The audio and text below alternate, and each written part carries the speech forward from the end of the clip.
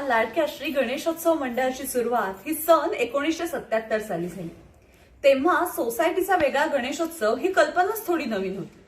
पण आज 2020 साली श्री गणेशोत्सव मंडळ व आपल्या तिन्ही सोसायट्या इतके एकरूप झाल्या आहेत की श्री गणेशोत्सव मंडळ हा या तिन्ही सोसायटींचा समानार्थी शब्द बनला आहे। तर अशा या आपल्या मंडळाची सुरुवात ही तेव्हाच्या तरुणांनी केली। ते साल होतं 1977चं। तेव्हा युनायटेड वेस्टर्न सोसायटी व नीलकमल सोसायटी मधील काही उत्साही तरुणांनी म्हणजेच सूर्यकांत वजे, गिरीश परळीकर, श्रीनिवास परळीकर, शेखर नानिवडेकर, दत्तात्रय जोगळेकर व चंद्रशेखर केळकर यांनी एकत्र येऊन गणेशोत्सव करावा ही कल्पना मांडली। या सर्वांनी फक्त कल्पनाच न मांडता श्री गणेशोत्सव मंडळाला मूर्त स्वरूप दिलं व पहिला गणपती बसवला तो वैद्य यांच्या घरात। तेव्हापासून आपल्या श्री गणेशोत्सव मंडळाची वाटचाल चालू झाली। त्यानंतर दरवर्षी सातत्याने आपण गणेशोत्सव साजरा करत आहोत। तर अशा या ज्येष्ठ कार्यकर्त्यांकडूनच आपण त्यांचे मनोगत आणि अनुभव ऐकूया।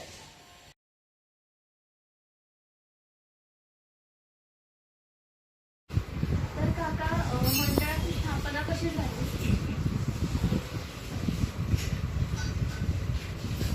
त्या वर्षी मी पीडी पास झालो होतो आणि FY मध्ये होतो, FY BCom आणि त्याच्या आधी 2 वर्ष आम्ही एक वर्ष आम्ही इथे राहायला आलो होतो आणि सोसायटीमध्ये फार तरुण नव्हते।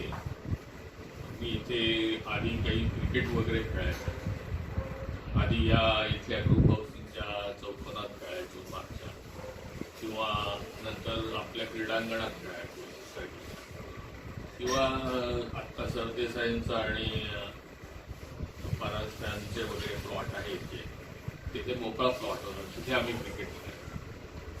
आणि असं करता करता जेव्हा गणेशोत्सवाची वेळ आली किंवा मे महिना मध्ये आम्ही नदीवर पोहायला जायचो, रात्री एखाद्याच्या स्लॅबवर झोपायचो आणि असं एकत्र 4-5 मुलं आम्ही होतो।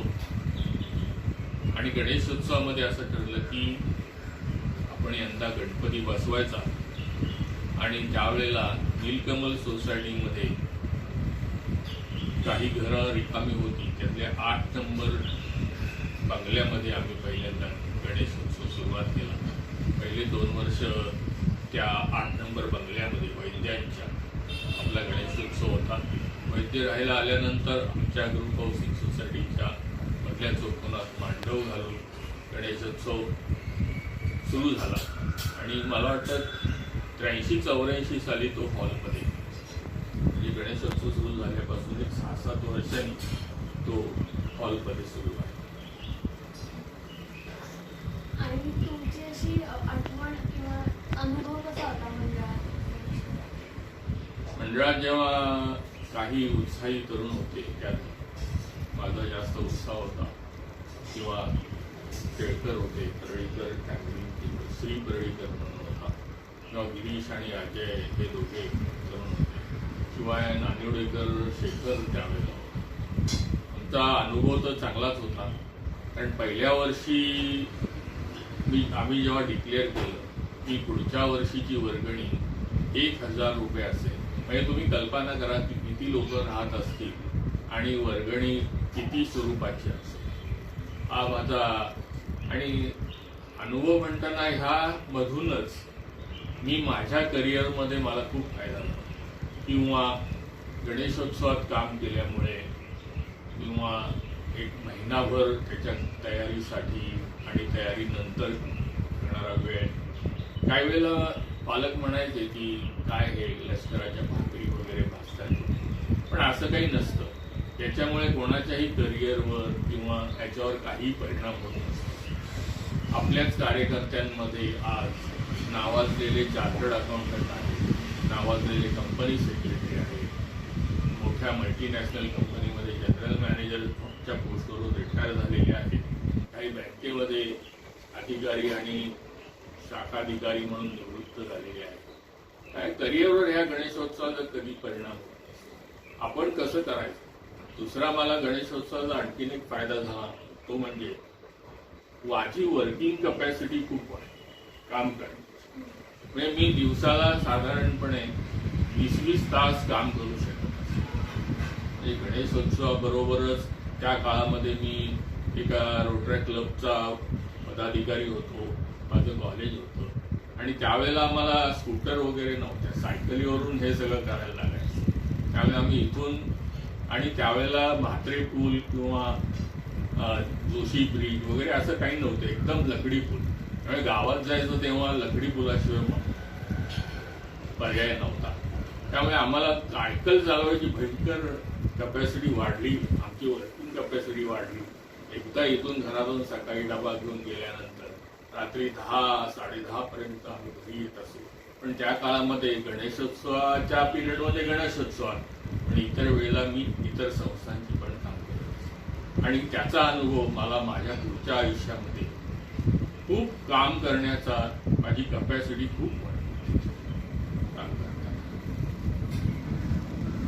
आणि तुम्ही ग्रुप हाऊसिंगमध्ये आपले गणपती बसवायचा तर तेव्हा म्हणजे तुम्हाला कसं वाटतं किंवा काय काय?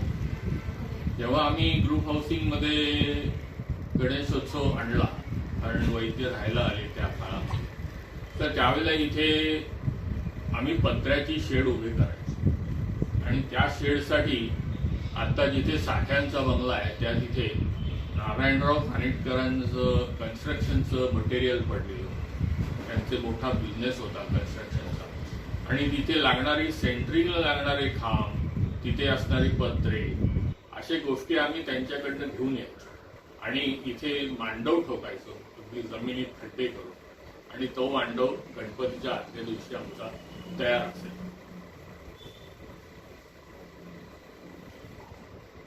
मांडव घालणे हा एक मोठं कष्टदायक काम होतं त्यावेळेला. आणि त्यानंतर कार्यक्रमामध्ये सुद्धा मी असं म्हणेन की 3 अंकी नाटक आज मला वाटतं कित्येक वर्षामध्ये ते आपल्या सोसायटीत बसवलं गेले की ज्या वेळेला हॉल नव्हता, ज्या वेळेला स्टेज नव्हतं, त्यावेळेला 3-3 अंकी नाटकं या इथे झालेली होती. 3 चोक 13 सारखं आहे, नवरा बायको उडाली किंवा मला अजून नावं आठवत नाही, पण 4 एक अशा 3 अंकी नाटकांचे कार्यक्रम 4 वर्षी झालेले होते.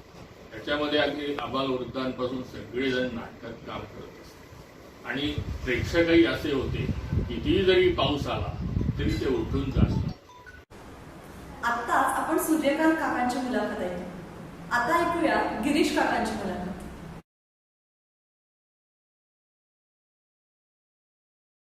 हॅलो गिरीश काका. हाय. तर मला विचारायचं आहे की तुम्ही सगळ्यांनी मंडळाची स्थापना किती साली केली आणि म्हणजे कशी केली?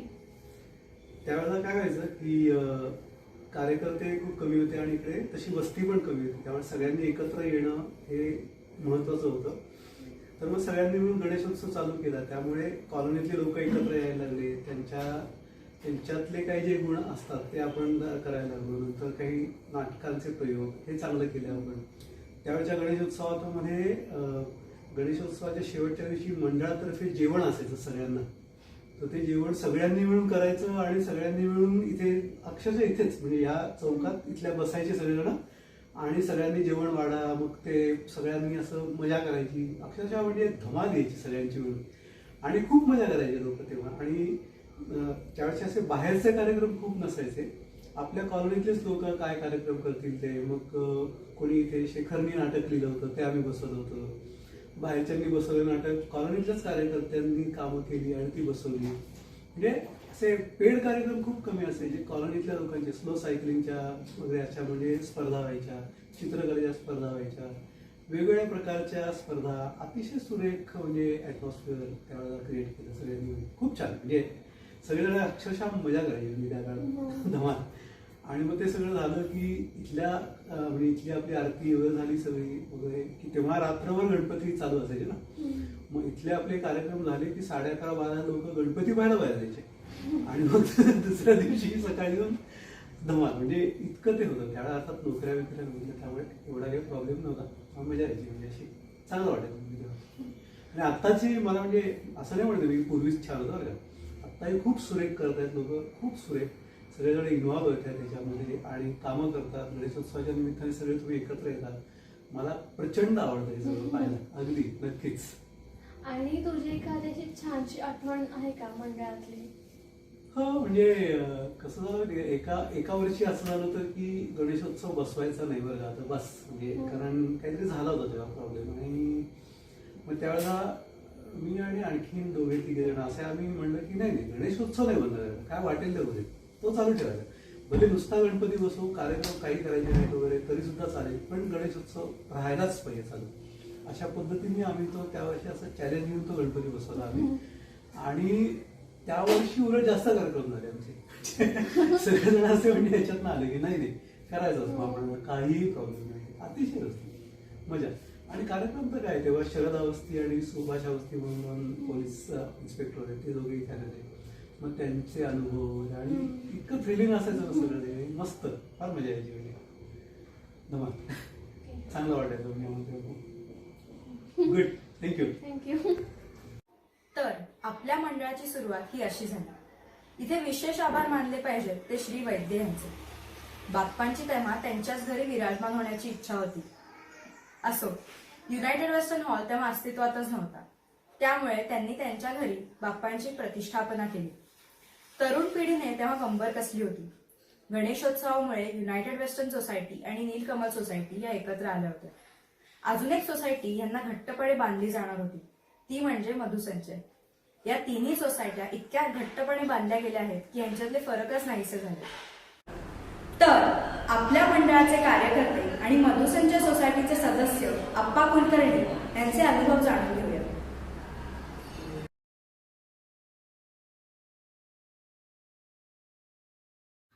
काका, तुम्ही मंडळाशी कसे जोडले गेला? मंडळाशी मी खरं म्हणजे आमचं जेव्हा 89-90 साली आम्ही राहायला आलो तेव्हा आम्ही गाडी काय ते पुसत होतो असं बाहेर.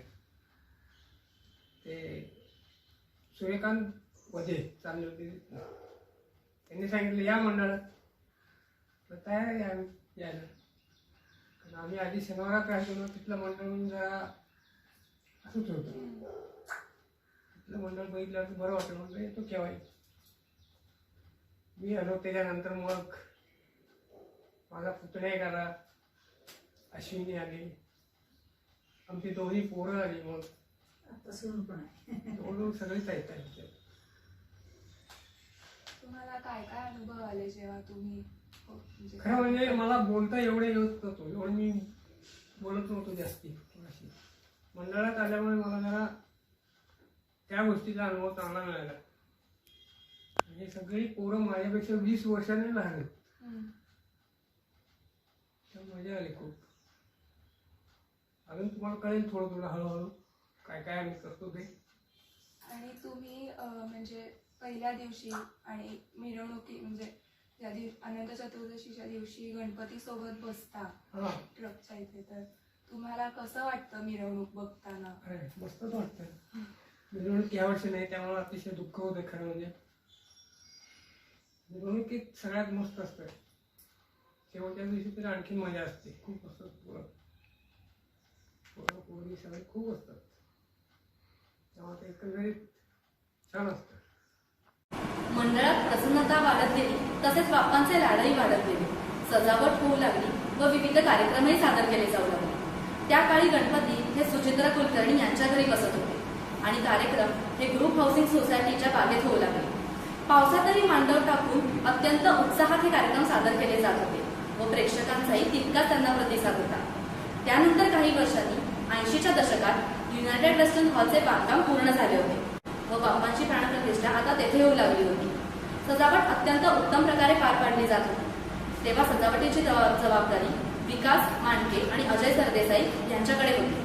दरवर्षी नवनवीन कल्पना सुचवून सजावट उत्तम प्रकारे पार पाडली जात होती.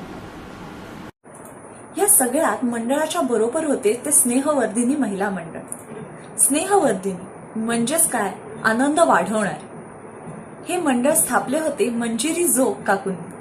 जोग काकूंनी आपल्याला ह्याच्याविषयी अनुभव सांगावा अशी आमची खूप इच्छा होती, पण कोरोना संक्रमणाच्या काळात त्यांच्याशी संपर्क होणे शक्य झाले नाही. तरी आपल्याच मंडळाच्या कार्यकर्त्यांनी त्यांच्याविषयी सांगितलेली माहिती आपण ऐकूया. स्नेहवर्धिनी महिला मंडळाने बरीच वर्ष नाट्य बसवून मंडळाला महत्वाचं योगदान दिलं. स्नेहवर्धिनी महिला मंडळाचं योगदान नाट्य बसवण्यापर्यंतच मर्यादित नव्हतं. स्नेहवर्धिनी महिला मंडळ हे बऱ्याच स्पर्धाही घ्यायचं. या स्पर्धांनी स्त्रियांना एक्सपोजर तर मिळायचंच आणि त्यांच्या आयुष्यात आनंदही यायचा. आणि हो, या स्पर्धा फक्त स्त्रियांसाठीच नव्हत्या, पुरुषांसाठी देखील होत्या. पुरुषांनी स्त्रियांची कामं करायची अशा स्वरूपाच्या या स्पर्धा. आणि स्त्रियांची कामं म्हणजे काय, अगदी कांदे कापण्यापासून ते साड्या नेसण्यापर्यंत, बरं का. स्नेहवर्धिनी महिला मंडळाने सुवर्णश्री नावाची एक स्पर्धा आयोजित केली होती. ही म्हणजे पुरुषांची पाककला स्पर्धा. या स्पर्धेत पुरुष वेगळे वेगळे पदार्थ बनवायचे. म्हणजे कांदा पोहे आणि उपम्यासारखे साधे नाही, अगदी कॉम्प्लिकेटेड पदार्थ. आनंद बाजार ही सुद्धा स्नेहवर्धिनी महिला मंडळाचीच कल्पना. म्हणजे हे स्नेहवर्धिनी महिला मंडळ. पण या वर्षीच्या आपत्कालीन परिस्थितीमुळे त्यांच्याशी संपर्क साधणं शक्य झालं नाही. पण गणेशोत्सव मंडळाच्या प्रवासात स्नेहवर्धिनीचा उल्लेख केल्याशिवाय पुढे जाणं अशक्य आहे. म्हणून त्यांच्याबद्दल ही छोटीशी माहिती. धन्यवाद. आता मंडळाचा आकार वाढत चालला होता. बाप्पांनी तरुण पिढीकडून सेवा करून घ्यायचे ठरवले. पिढी बदलली. हळूहळू सगळी सूत्रे नव्या पिढीच्या हातात येऊ लागली. नवे कार्यक्रम देखील आले. 80च्या दशकात येतच होते, परंतु 90च्या दशकात बऱ्याच कार्यक्रमांनी गणेशोत्सवाची शोभा वाढवली. या भूमीला वसंत पुरुषोत्तम काळे म्हणजेच वपू काळे यांच्या पायाची धूळ लागली. त्या मागोमाग कवयित्री शांता शेळके, प्रसिद्ध विनोदी नट प्रशांत दामले व व्यंगचित्रकार मंगेश तेंडुलकर यांच्या मुलाखती व कार्यक्रम देखील झाले. सूर्यकांत मांढरे हेही एकदा येऊन गेले. हे कार्यक्रम बघणे जितके अविस्मरणीय होते, तितकेच हे कार्यक्रम आणणे अविस्मरणीय होते. याबद्दल अधिक जाणून घेऊयात त्यावेळच्या कार्यकर्त्यांकडून.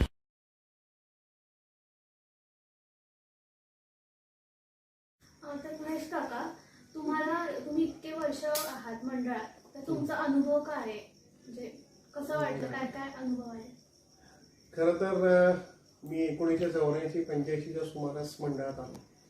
तेव्हा माझ्याबरोबर अजय, मनीष, पराग ही सगळी मुलं आम्ही बरोबर होतो. आम्हाला सिनियर लोक म्हणजे सूर्यकांत दादा, शेखर दादा, अशी बरीच मोठी मोठी लोक होती. त्यानंतर आम्ही खरं सगळं सांगितलं तर त्यांना टेक ओव्हर करूनच मंडळ नंतर आमच्या ताब्यात आलं.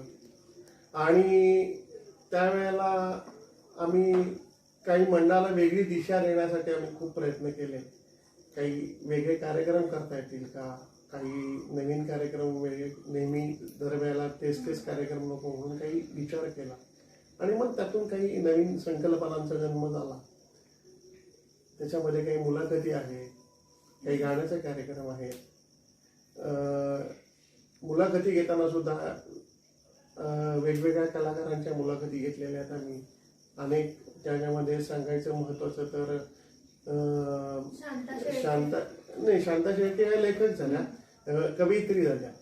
पण सूर्यकांत मांढरे झाले, नंतर वसंत शिंदे झाले, स्मिता तळवलकर झाल्या, प्रशांत दामले झाले.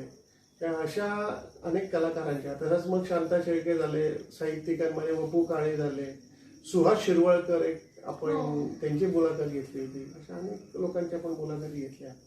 आणि अशा पद्धतीने कार्यक्रम आपण नेहमीच करत गेलो. मुलाखती पण छान होत गेल्या, रंगत गेल्या. तुला एक वसंत शिंदेच्या मुलाखतीचा मी एक अनुभव सांगेन. वसंत शिंदेची मुलाखत होती 9 वाजता. वसंत शिंदे काका आले, बसले, आमचं आधी चहा पाणी झालं. आणि त्यानंतर एक 9:30च्या दरम्यान साधारण आम्ही सगळं हॉलवर पोचलो. हॉल बऱ्यापैकी भरलेला होता, अर्धा निम्मा भरलेला होता. आणि पाऊस जोरात आला आणि लाईट गेले. मग आता काय करायचं, तर तिथे सगळे प्रेक्षक होते. त्यांनी आम्ही असं ठरवलं, पण आता ही मुलाखत तर घ्यायची, मग कशी घ्यायची. मग आम्ही एक काम केलं. आम्ही एक इमर्जन्सी लॅम्प आणला, तो असा स्टूलवर ठेवला आणि तिथं वसंत शिंदे आणि त्यांचा मुलाखतकार बसला. आणि मग आम्ही सगळे बाजूनी गोल बसलो. आणि ती मुलाखत त्या दिवशी आम्ही संध्याकाळी रात्रीमध्ये अशी छान 1-2 तास त्यांनी इतक्या सुंदर गप्पा मारल्या. आणि त्याची मुलाखत मी विसरूच शकणार नाही, इतकी छान त्यांनी गप्पा मारल्या. तसंच काही कथाकथनाचे कार्यक्रम झाले. त्यात वपुकळ्यांचा कार्यक्रम असा झाला की आम्ही तो स्टेज आडवा घेतला. म्हणजे आपण नेहमी स्टेजवर कार्यक्रम करतो, पण यावेळेला आम्ही पुढं स्टेज घेतला. जिथं दार आहे त्याच्या समोरच्या बाजूला आम्ही स्टेज घेतला, कारण बसायला जागाच नव्हती, लोक बाहेर पण बसले होते. प्रशांत दामलेच्या मुलाखतीच्या आला तर इतकी गर्दी झाली की खालची जागा भरून गेली, वरती बसायला जागा नव्हती, इतकी मजा आली. तसंच स्मिताताईंची मुलाखत पण फार सुंदर झाली. शांताताईंनी तर इतक्या सुंदर सुंदर कविता ऐकवल्या.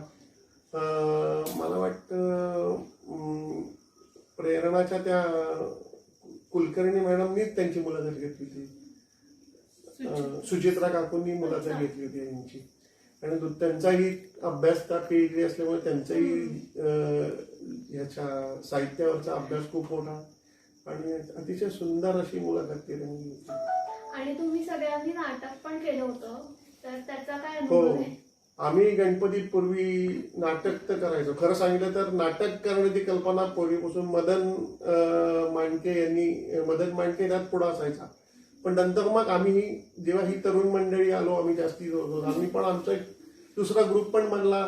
मग आम्ही छान छान नाटकं केलेली आहे. टूर सारखी नाटक केलेलं आहे. वरचा मधला रिकामा,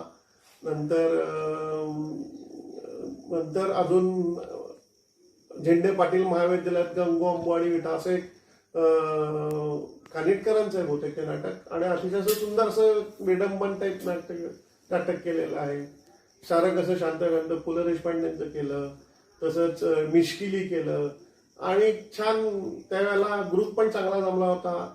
मला आठवतंय टूरमध्ये तर आमच्याकडे जवळजवळ 15 लोक स्टेजवर होती आणि त्याच्यामध्ये सगळ्यांनी जवळजवळ मंडळातला भाग घेतलेला होता. रंजना होती तेव्हा. रंजनानी छान एक त्याच्यातला एक रोल असा होता की तो ऍक्च्युली ती मुलगी असते पण ती कंडक्टर नाही काही क्लीनर म्हणून गाडी देते. मग रंजनाने तो रोल पण फार सुंदर अतिशय केला होता. अतिशय फार मजा यायची नाटकाला, कारण रात्री संध्याकाळी उशिरा जागायला लागायचं. आणि तेव्हा कॉलेजमध्ये होतो तेव्हा आम्ही सगळं मजा एन्जॉय केलं सगळं. आणि मंडळाने खूप आम्हाला तसं म्हणलं तर आमची खूप आयुष्याचं प्रगल्भता मंडळाने दिली. मंडळामुळे आम्हाला खूप शिकायला मिळालं.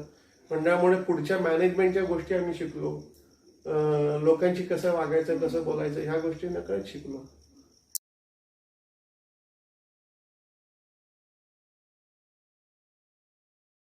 कार्यक्रम मोठ्यांना आवडायचे तसेच लहानांनाही आवडायचे. पण आपल्या बापांचे लहान मुलांना विशेष प्रेम असल्यामुळे त्यांना खुश करणेही गरजेचे होते. म्हणूनच लहान मुलांसाठी स्पर्धा आयोजित करण्यात आल्या आणि या स्पर्धा पुढे गणेशोत्सवाचा एक घटक होऊन गेला. मला अजूनही आठवतं, मैदानी स्पर्धा आहे एवढा म्हणायचा अवकाश की सगळी मुलं तयार. यामध्येच क्रीडा, फॅन्सी ड्रेस, चित्रकला इत्यादी स्पर्धा होऊ लागल्या. तसेच मोठ्यांसाठी स्पर्धा आयोजित करण्यात आल्या आणि त्यालाही भरघोस प्रतिसाद मिळाला. त्यापुढे आपण ऐकूयात मंडळाच्या कार्यकर्त्यांकडून.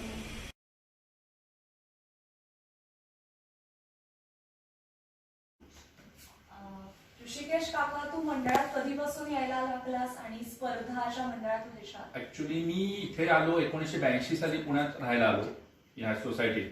आणि साधारण 1983-84 पासून मी गणेश मंडळात आहे आतापर्यंत. आणखीन तेव्हाचा गणेशोत्सव खूप छान होता. आत्ताही तो खूप तेवढ्याच ह्याच्याने चाललेला आहे, उत्साहाने.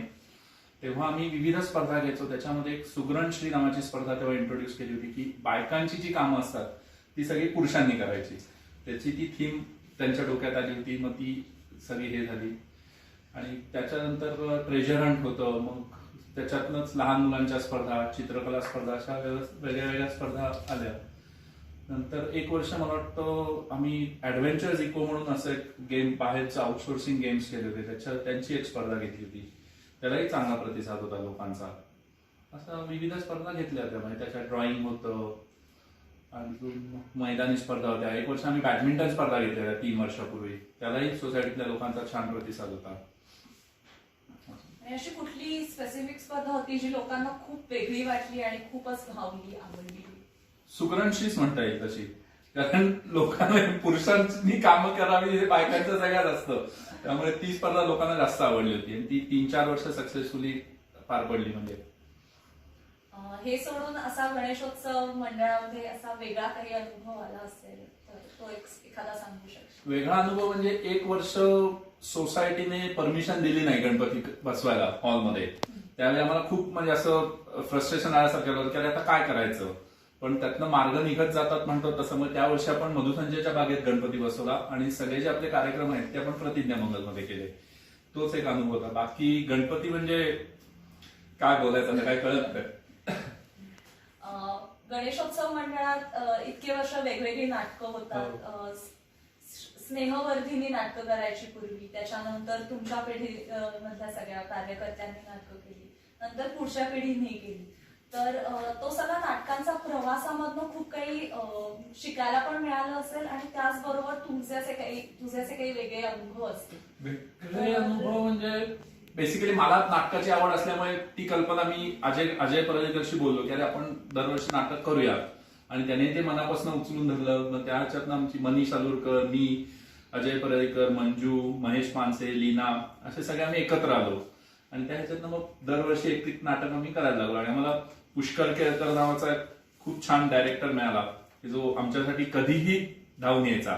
मग तो आला, त्याने सगळं स्क्रिप्ट वाचन मग हे सगळं होऊन असे रोज पहाटे 4-4, 5-5 वाजेपर्यंत आमच्या प्रॅक्टिस चालायच्या. आणि बाकीच्या लोकांची आम्हाला खूप मदत व्हायची, लाईक बॅक स्टेजसाठी सेट उभारणं किंवा अजून काही कामं असतील त्यालाही आम्हाला लोकांनी खूप छान मदत केली. आता आम्ही रिसेंटली नाटक केलं ते म्हणजे मिश्किली, मला वाटतं 2016ला मी शेवटचं केलं होतं. त्याच्यानंतर मग नाही झालं काही, कारण कोणालाच आता वेळ नसतो असं होतं. या मुलाखतीनंतर आता आपण मागील काही वर्षात झालेल्या स्पर्धांचे फोटोज बघूया.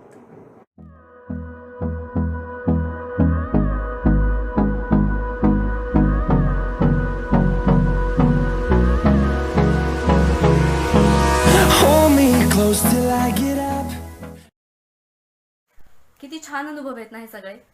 मन अगदी आनंदाने भरून आलं. आनंदावरून आठवलं आनंद बाजार. आनंद बाजार हा दरवर्षी अनंत चतुर्दशीच्या आदल्या शनिवारी किंवा रविवारी असायचा. म्हणजे आपल्या घरातल्या बाप्पांचे विसर्जन झाले की स्वतःलाच एक श्रमपरिहार. किती छान कल्पना आहे ना ही. आणि इतकंच नव्हे तर हा एक नवोजिक व्यावसायिकांसाठी मंच देखील होता. देवेशचे मकरंद वेलणकर, बिग वडापावचे पराग कानेरे हे याच्यात सहभागी होते. तर आपण आता अधिक जाणून घेऊयात आपल्या आनंद बाजार विषयी.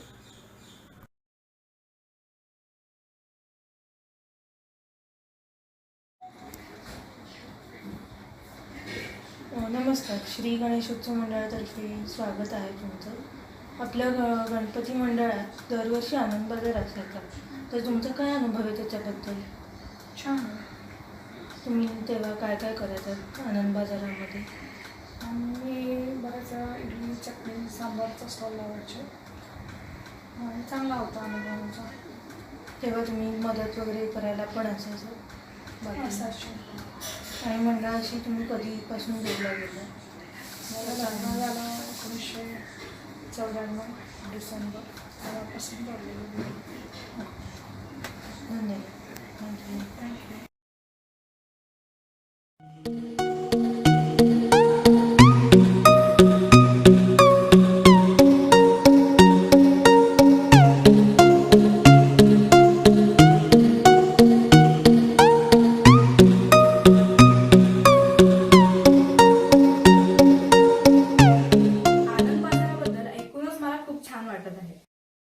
आता तर मला नाचावंसं वाटतंय. चला आता जाणून घेऊया मिरवणुकीबद्दल. मिरवणूक ही तशी खूप जुनी प्रथा आहे. ढोल व ताशे जरी उशिरा आले असले तरी घंटा व टाळ घेऊन मिरवणुका निघाल्या आहेत. मिरवणूक हा शब्द ऐकताच मराठी माणसातली ऊर्जा बाहेर येते. आपल्या मंडळात एकदा ढोल व ताशांची मिरवणूक काढायचं ठरलं. बाहेरचं पथक जवळजवळ बुक झाल्यासारखं होतं, पण मंडळाने स्वतःच पथक बसवायचं ठरवलं. लेझिम पथक व ध्वज पथक हेही आलं. क्रीडा रंजनी यांचा यात खूप मोठा सहभाग होता. आपली मिरवणूक एवढी लोकप्रिय झाली की इतर सोसायटीमधूनही निमंत्रण आलं. ढोल ताशाची मिरवणूक अगदी भव्य दिव्य होऊ लागली. पण ज्यांनी ह्यासाठी कष्ट घेतले व आपली अशी मिरवणूक एकदम वेगळी व्हावी ही ज्यांची कल्पना होती त्यांच्याकडनं त्यांचे अनुभव जाणून घेऊया.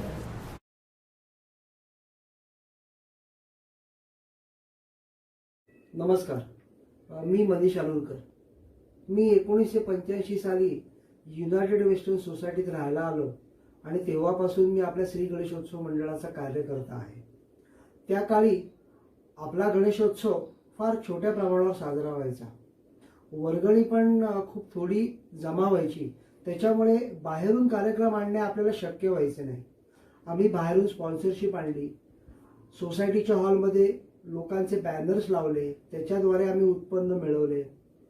कार्यक्रम पत्रिका 4 कलर प्रिंटिंगमध्ये करून त्याच्यात विविध लोकांकडून जाहिराती जमा करून त्या उत्पन्नाद्वारे आम्ही बाहेरील कार्यक्रम आणण्यास सुरुवात केली.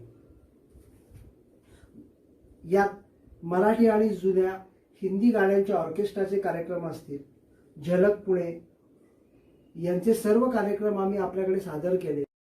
उपेंद्र भट जे स्वर्गीय श्री भीमसेन जोशी यांचे शिष्य यांच्या गायनाचा कार्यक्रम, डॉक्टर विजय कोपरकर, आरती अंकलीकर टिकेकर यांचा शास्त्रीय गाण्याचा कार्यक्रम, बेला शेंडे, त्यागराज खाडीलकर, ऋषिकेश रानडे यांच्या मराठी गाण्यांचा कार्यक्रम, असे कार्यक्रम आपण सादर केले. मोठे लेखक, कवी, नाट्य चित्रपट सृष्टीतील अभिनेते यांच्या मुलाखतींचे कार्यक्रम घेतले. उदाहरणार्थ ज्येष्ठ कवयित्री शांता शेळके, शरद पोंक्षे, डॉक्टर मोहन आगाशे, वसंत शिंदे, सूर्यकांत मांढरे, सुबोध भावे, प्रशांत दामले इत्यादी. तसेच बऱ्याच सुप्रसिद्ध लेखकांच्या कथाकथनाचे कार्यक्रम देखील केले. वप्पू काळे, दमा मिराजदार असतील. असो, यावर्षी कोरोनाच्या महामारीमुळे नेहमीसारखा थाटामाटाने गणेशोत्सव साजरा करणे शक्य होत नाही. तरी देखील या सर्व तरुण मुलामुलींनी सर्व कार्यक्रम ऑनलाईन ठेवण्याची ही युक्ती लढवली. त्याबद्दल सर्वप्रथम त्यांचे हार्दिक अभिनंदन. आणि हो, तुम्हाला सुद्धा गणेशोत्सवाच्या माझ्यातर्फे हार्दिक शुभेच्छा. घरी राहा, स्वस्थ राहा आणि ऑनलाईन सादर होणारे सर्व कार्यक्रमांचा आस्वाद घ्या. धन्यवाद. ह्या करोनाच्या काळात आपण सगळ्यात जास्ती काय मिस केलं असेल तर ते म्हणजे मिरवणुका. पण आता ते जास्ती करायची गरज नाही. या मुलाखतीनंतर आता आपण मागील काही वर्षातील फोटो आणि व्हिडिओज बघूयात मिरवणुकीचे.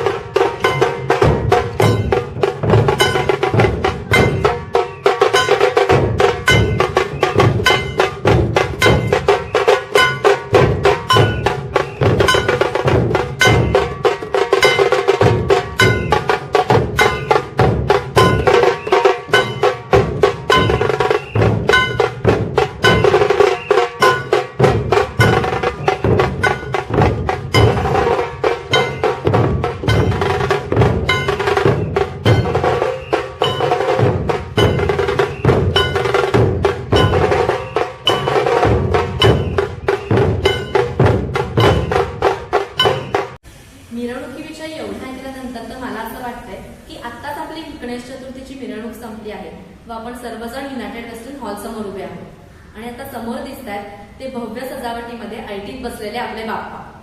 सजावटीविषयी बोलायचं तेवढं थोडंच. दरवर्षी गणेश चतुर्थीच्या आदले 3-4 दिवस मंडळाचे कार्यकर्ते अगदी कंबर कसून मेहनत करतात. सजावटीसाठी लागणारे साहित्य, मनुष्यबळ यावर आपल्या मंडळाच्या कार्यकर्त्यांचा हात अगदी चोखपणे बसला आहे.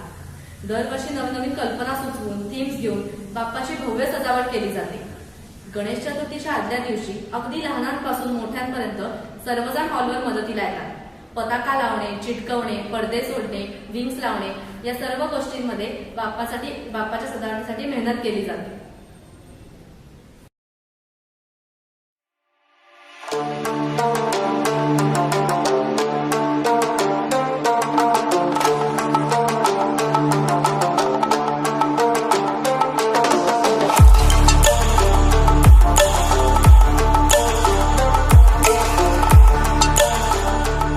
हे झालं सजावटीचं. सजावटीसाठी जसे कार्यकर्ते रात्र जागायचे तसेच वर्गणी घ्यायलाही घरोघरी फिरायचे.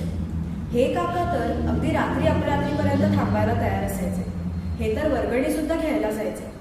वर्गणी म्हणजे एक भुईचक्रच म्हणावं लागेल. आज सुद्धा जेव्हा जेव्हा कार्यकर्ते वर्गणी घ्यायला जातात तेव्हा त्यांचे आदराने स्वागत होते. आपल्या कार्यकर्त्यांनी देखील सांगितले आहे 1982 साली वर्गणी जमा झाली 150 रुपये. तेथून आजपर्यंतचा प्रवास अगदी मनोरंजक आहे. वर्गणी जमा करण्याचे फायदे सांगायला गेलो तर अख्खा गणेशोत्सवच त्याचे. एक सांगितलं तर त्यानिमित्ताने आपल्या आजूबाजूची माणसे आपल्याला कळतात. वर्गणी जमा करण्याचे खूप मस्त अनुभव आहे. तेच अनुभव घेऊन येत आहेत आपले काही कार्यकर्ते.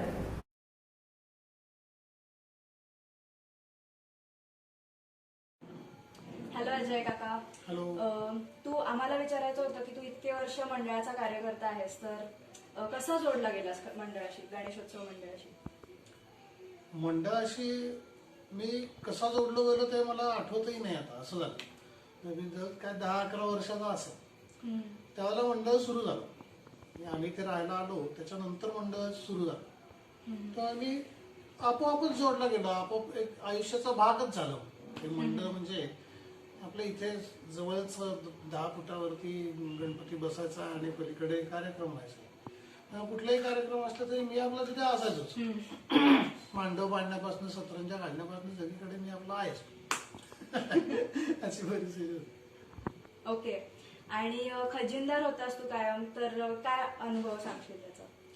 नाही कायम नव्हतो पण तरी बरेचदा होतो मी. पुष्कळदा होतो. आमच्याकडे खजिनदार मंडळ नेहमी पैसे कमीच असायचे आणि जरी वाढले जरी पैसे तरी ते कमी पडतील अशी आम्ही काळजी घ्यायचो. भरपूर कार्यक्रम ठरवून होते. तर एकदा असं झालं होतं मला आठवण्यात छान. तर पैसे कमी होते आणि आम्हाला ढोल आणायचा होता. तर ढोल आणायचा होता आणि त्या सगळ्या पैशामध्ये तो ढोल नवीन बसतो की नाही. ढोल किती रुपयाचा? 700-750 रुपयाचा काहीतरी ढोल होता. आणि तो त्या पैशात सगळ्या आपल्या याच्यात बजेटमध्ये सगळा बसतो की नाही हे फार अँक्शस होते सगळे लोक. आणि मी सांगितलं होतं की बसला तर आपण आणायचा, दुसरे पैसे कोणाकडून घ्यायचे नाही. आणि एके दिवशी आम्हाला लक्षात आलं की अरे आपल्याला जमतंय यावेळेला ढोल आणायला. जेव्हा मी डिक्लेअर केलं की अरे आपल्याला ढोल आणायला जमतंय त्यावेळेला सगळे कार्यकर्ते एकदम गो करून ओरडले. फार मजा आली. मंडळाचे पैसे मॅनेज करणं आणि ते ह्या सगळ्यातून मला शिकायला पण खूप मिळालं. इव्हन अगदी फार म्हणजे त्याचं ऑडिट आम्ही करून घ्यायचो मंडळाच्या बुक्स ऑफ अकाउंट्सचं. त्याच्यानंतर बजेट असायचं, कंट्रोल असायचा, हे काय ते काय, सगळ्यांकडनं वर्गणी आली की नाही, अशा प्रकारचे अनेक कंट्रोल पॉइंट्स. आणि ते सगळं मी इथे प्रॅक्टिकली शिकलो. ओके. आणि हे नसताना काय होतं हे शिकायला मात्र मला बाहेर जावं लागलं. आणि तुम्ही इतकी नाटकं बसवलीत सगळ्यांनी मिळून, तर एखादा अनुभव सांगशील का नाटकातला? नाटकाचे खूप छान छान अनुभव आहेत माझ्याकडे. पहिल्यांदा जेव्हा आम्ही नाटक बसवलं ना तेव्हा घेतलं शिंगावर. ओके. आणि त्याच्यातला तो मेन रोल माझा होता. आणि गंमत काय झाली की नाटकाचं टेन्शन सगळेजण आपल्याकडे बघतायत आणि हे ते. तर मी नाटकातली वाक्य विसरलो आणि जवळजवळ एक 8-10 पानं पुढची वाक्य मी घ्यायला लागलो. है ना? आणि तो संगीत देणारा जो होता तो शोधायला लागला, अरे कुठे कुठे कुठे याचं वाक्य कुठे. आणि तेवढ्यात मला कोणीतरी खूण केली आणि माझ्या लक्षात आलं की अरे आपली मधली 4-5 पानं 10 पानं जवळजवळ आपण स्किप केली. म्हणून मी परत मागे आलो आणि मागून सुरुवात केली परत. ओके. तेव्हा तुम्ही संगीत देणारा वगैरे हे सगळे बाकीची जी टीम होती त्या अक्षरशः इतके त्यांची गडबडून त्या हताश होऊन बसले की आता आपण नक्की काय करायचं. पण इतकं सगळं सावरलं गेलं. फॉर्च्युनेटली लोकांच्या लक्षात आलं नाही किंवा लक्षात येऊन सुद्धा लोकांनी दुर्लक्ष केलं, त्यामुळे बरं झालं. पण सांगायचं याच्यातून ना तुम्हाला उद्देश की तुम्ही जे करत असता ते कदाचित काही वेळेला असं होतं की तुमच्या दृष्टीने अप टू मार्क नाहीये, पण ते करत असताना सुद्धा तुम्ही इतकं काही छान करून जाता की नेहमीच्या लाईफपेक्षा तुमचं ते नक्की छान होऊन जातं. बरोबर. थँक्यू व्हेरी मच काका.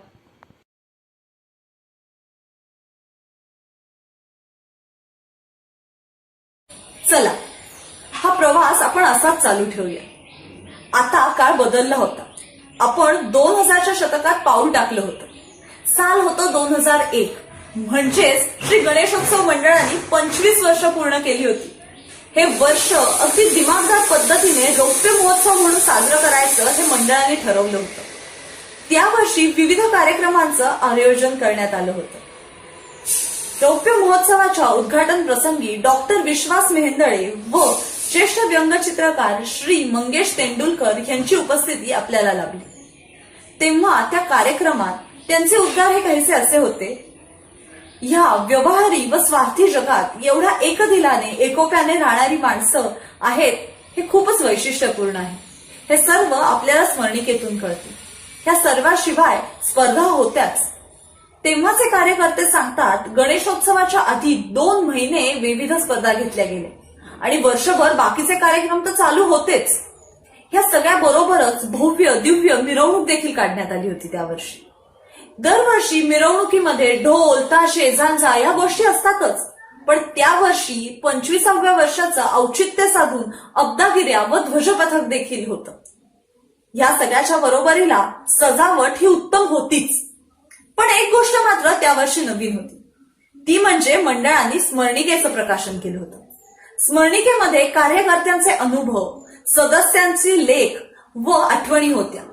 ही स्मरणिका आजही आपण बघितली तर आपल्याला जाणवतं की ते वर्ष किती उत्साहवर्धक आणि आनंदात साजरं केलं गेलं असं. एकूणातच रौप्य महोत्सवी वर्ष अगदी आनंदात पार पडलं. आता मंडळाचा आकारही वाढत होता आणि नवनवीन कार्यकर्ते मंडळाशी जोडलेही जात होते. काही आपल्या सोसायटींमधले तर काही बाहेरच्याही. ह्या सगळ्यांचं नेतृत्व करायला आता आले होते ते म्हणजे निलेश गाडगे. निलेश काकाकडनंच आपण आता त्याचे मंडळातल्या अनुभवांविषयी ऐकूया.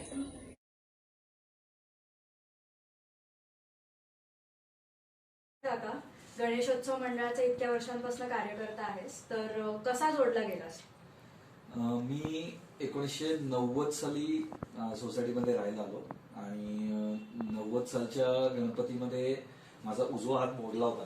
त्यामुळे मी काही त्याच्यामध्ये भाग घेऊ शकलो नाही फारसा. पण त्याच्या पुढच्या वर्षी म्हणजे 91 पासून मी जास्त इन्व्हॉल्व झालो आणि तिथपासून आतापर्यंत इन्व्हॉल्व आहे. आणि त्यातलं सगळ्यात महत्वाचं म्हणजे मला असं वाटते 92 पासून ते मागच्या वर्षीपर्यंत सजावटीचं काम मी आवडीने करतो आणि मला करायला मिळालं.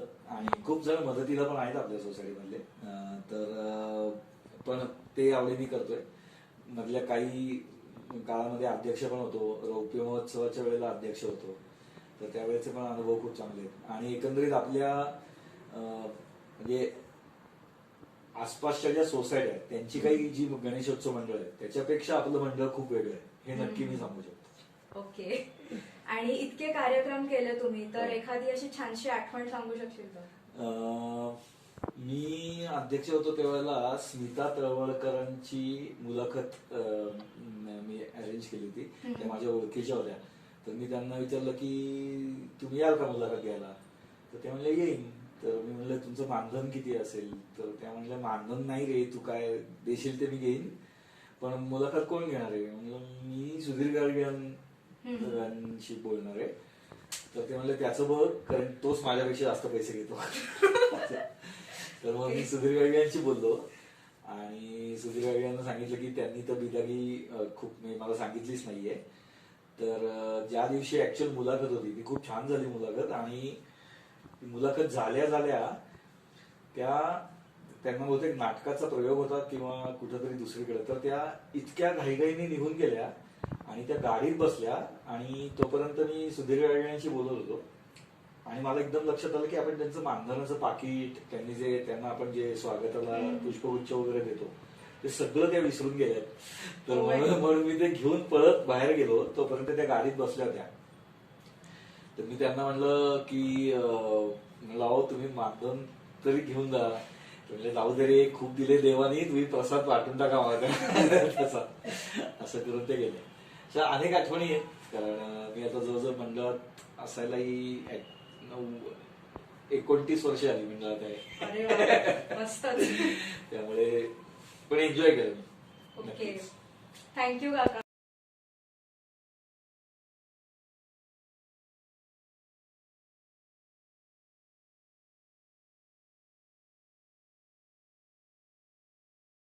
आपल्या सगळ्यांचा जिव्हाळ्याचा विषय म्हणजे विविध गुणदर्शन. नावातच आहे, विविध कलांचा आविष्कार म्हणजे हे विविध गुणदर्शन. मंडळाने आपल्याला किती छान प्लॅटफॉर्म दिलाय ना. म्हणजे आपल्या अंगी असणाऱ्या कलागुणांचं दर्शन घडवणं म्हणजे हा कार्यक्रम. ह्या कार्यक्रमांमध्ये कोणीही भाग घेऊ शकतं, अगदी लहानातला लहान आणि मोठ्यातला मोठा. 7 महिन्याच्या मुलीपासून 80 वर्षांच्या आजीपर्यंत सगळ्यांनी या कार्यक्रमात भाग घेतलेला आहे आजपर्यंत. या कार्यक्रमांमध्ये विविध कला सादर केल्या जातात. गायन, वादन, नृत्य, नाट्य एवढंच काय तर चित्रकला आणि स्टँडअप कॉमेडी देखील इथे केली जाते. नृत्यामध्ये म्हणलं तर अगदी क्लासिकल डान्स पासून बॉलिवूड पर्यंत कंटेम्पररी हे सगळं इथे केलं गेलं आहे. कार्यक्रमाची सुरुवात नेहमी गणेश वंदनेने होते. त्यानंतर कार्यक्रमामध्ये विविध कला आविष्कार सादर होतात. नाटकांचंच म्हणाल तर कधी पोट धरून हसायला लावणारी तर कधी धीर गंभीर विषयावरची पण संदेश देणारी नाटकं इथे सादर झाली आहेत. तर आता आपण ह्या कार्यक्रमाविषयी अधिक जाणून घेऊयात आपल्याच मंडळाच्या कार्यकर्त्यांकडून.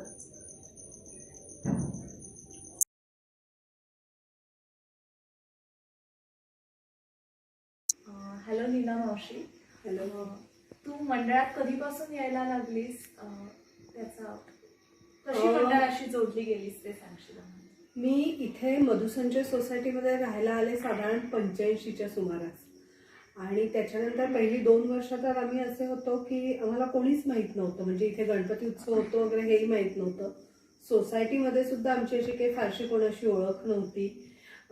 शाळेत होतो आम्ही, त्यामुळे शाळा, आपलं क्लास असाच सगळा वेळ जायचा.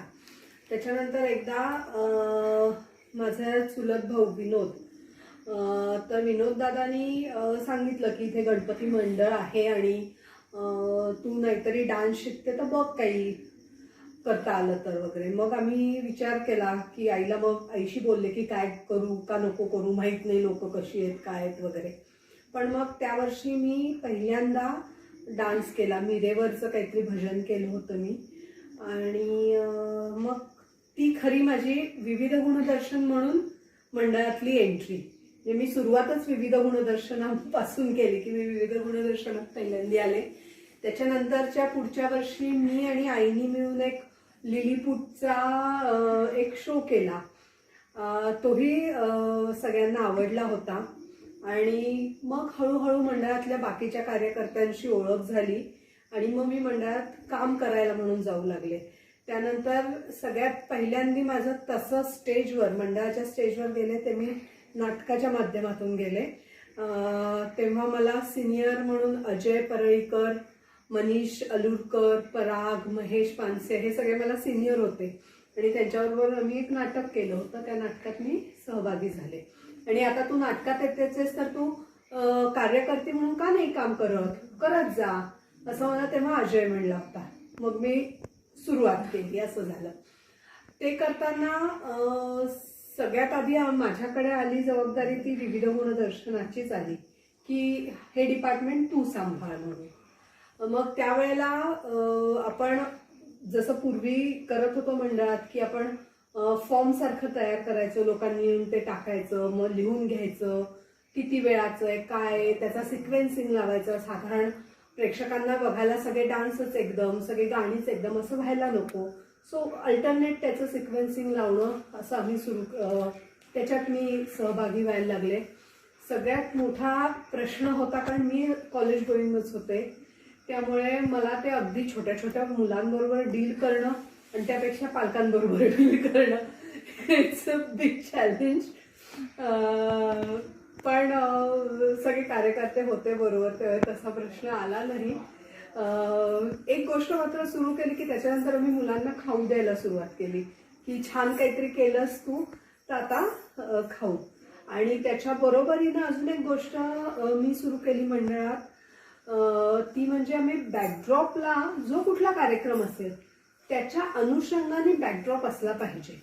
म्हणजे फॉर दॅट मॅटर तेव्हा आपल्याकडे वैजापूरकर असायचे, त्यांचा गाण्याचा कार्यक्रम असायचा, तर त्याला आम्ही असे थर्माकोलचे मी सूर जे इंग्लिशमध्ये ज्याचं हे येतं तसे करून पूर्ण स्टेजवर लावले होते. मुलाखत असेल तर ते मुखवटे जे असतात जे नाटकात वापरले जातात, एक हसरा आणि एक रडका, तसं म्हणजे साधारण त्या कार्यक्रम कशाचा आहे हा तो पटकन बॅकड्रॉप बघितला की तुम्हाला कळलं पाहिजे की ते काय आहे. सो असा सहभाग माझा होता. आणि विविध गुणदर्शन हँडल करणं म्हणजे सगळ्यात मोठी टास्क असते, कारण तुम्हाला लहान मुलांनाही मॅनेज करायचं असतं, तुम्हाला वेळही सांभाळायची असते, तुम्हाला त्यांच्या पालकांशी डील करायचं असतं आणि हे सगळं शुगर कोटेड करायचं असतं. सो मजा आली, पण हे करताना बेसिकली शिकायला खूप मिळालं. त्याचा उपयोग मला आत्ता माझ्या प्रोफेशनमध्ये पण होतोय, जेव्हा की मी एका शाळेची प्रिन्सिपल आहे. सो मला मंडळात असताना जेव्हा विविध गुणदर्शन मी हँडल केलं त्याचा खरंच उपयोग मला आत्ता माझ्या करिअरमध्ये होतोय. छान वाटलं तुझ्याशी बोलून. थँक्यू बेटा, ऑल द बेस्ट. आत्ताच आपण लीना मावशीची मुलाखत ऐकली, आता ऐकूयात मंजुषा मावशीची मुलाखत.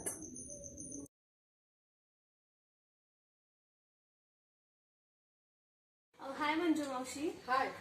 तू मंडळात कशी आलीस आणि कधी आलीस?